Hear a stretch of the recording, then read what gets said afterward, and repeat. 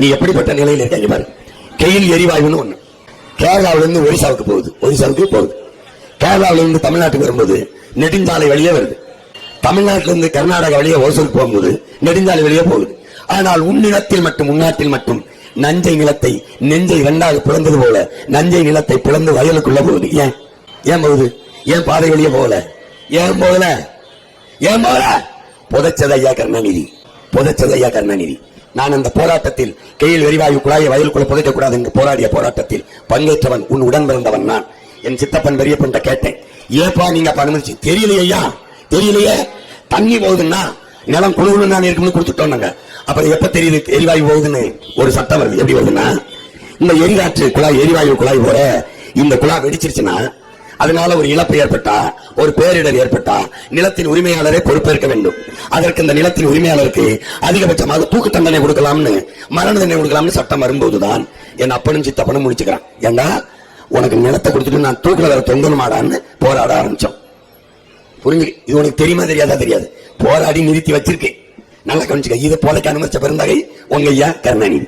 அப்புறம் போராடி தடை விதிச்சிட்டோம். இப்ப உச்ச நீதிமன்றத்தில் வழக்கு போகுது. யார் போட்டா? கெயில் எரிவாயு நிறுவனத்துக்காரன். நாங்க என்ன கோரிக்கை வைக்கிறோம்? கேரளாவில இருந்து இங்க எப்படி வந்துச்சோ, இங்க இருந்து கர்நாடகா எப்படி போகுதோ அதே மாதிரி பாதை வழியே உள்ள குறைச்சு கொண்டு போ, நிலத்துக்குள்ள புதைக்காத. இது எங்க கோரிக்கை. அங்க போகும்போது அம்மையார் ஜெயலலிதா முதலமைச்சர். அப்ப வழக்கு நடக்குது.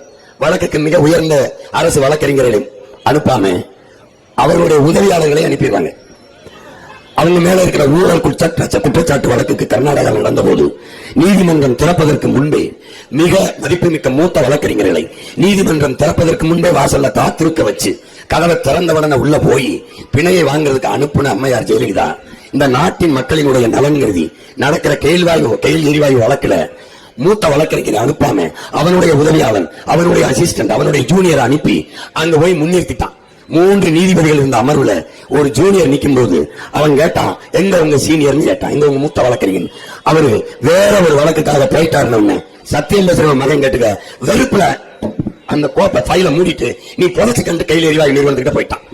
எவ்வளவு மக்கள் நலன் சார்ந்த அதிகாரத்தை நிரூபிக்க என்பதுக்கு இதெல்லாம் நடந்ததாக உனக்கு தெரியுமா? உனக்கு தெரியுமா?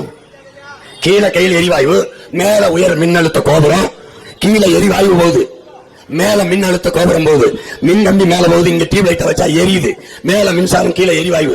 எப்படா ஒரு விவசாயி நிலத்துல விவசாயம் பண்ணுவான்? எப்படி பண்ணுவான்? நமது சின்னம் விவசாயி. ஓட்டு பாருங்க ஓட்ட, அப்புறம் பாருங்க நாட்டை.